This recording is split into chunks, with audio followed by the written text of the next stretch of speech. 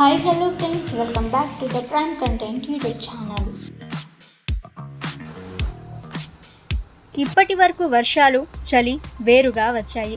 ఇప్పుడు రెండూ కలిసి తెలుగు రాష్ట్రాలపై పడిపోతాయని వాతావరణ శాఖ హెచ్చరిస్తుంది. ఇక తెలుగు రాష్ట్రాల్లో ప్రస్తుతం తీవ్రమైన చలి కొనసాగుతోంది. మరో 4-5 రోజులు ఇలాగే ఉష్ణోగ్రతలు పడిపోతూ తీవ్రమైన చలి వాతావరణం ఉంటుందని వాతావరణ శాఖ హెచ్చరిస్తుంది. అయితే రాబోయే రోజుల్లో ఈ చలిగాలులకు వర్షాలు కూడా ఉందని వాతావరణ శాఖ హెచ్చరిస్తుంది.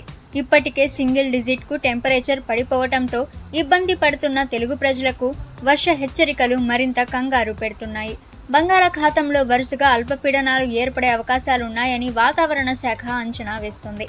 నవంబర్ 17న మొదట ఓ అల్పపీడనం ఏర్పడుతుందని, దీని ప్రభావంతో ఆంధ్రప్రదేశ్, తెలంగాణలోని పలు జిల్లాల్లో వర్షాలు కురుస్తాయని తెలిపింది. అయితే భారీ వర్షాలేమీ ఉండవు, చెదురుముదురు జల్లులే పడే అవకాశాలున్నాయట. కానీ ఈ వర్షాలకు చలిగాలులు తోడవడంతో ఇబ్బందులు తప్పవంటున్నారు. బంగాళాఖాతంలో అల్పపీడనం ముందుకు కదులుతూ బలపడుతుందని, వాయుగుండంగా మారే అవకాశాలు కూడా ఉన్నాయని వాతావరణ శాఖ విభాగం హెచ్చరిస్తుంది. దీంతో వర్షాలు జోరందుకునే ఛాన్సెస్ ఉంటాయంటోంది. ఇలా రాబోయే రోజుల్లో వాతావరణ పరిస్థితులు వేగంగా మారిపోతాయని వాతావరణ శాఖ తెలిపింది.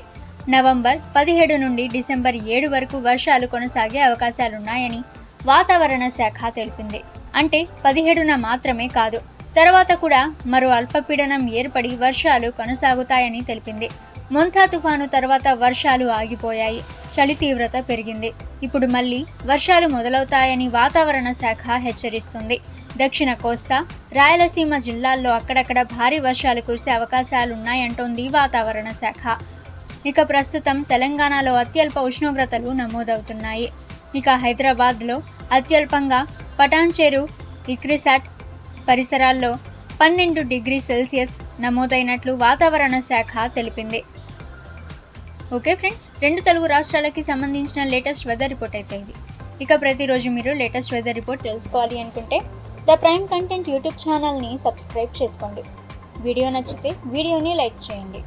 ఈ సమాచారాన్ని మీ ఫ్రెండ్స్ అండ్ ఫ్యామిలీ అందరికీ కూడా షేర్ చేయండి. ఇక నెక్స్ట్ వీడియోలో కలుసుకుందాము.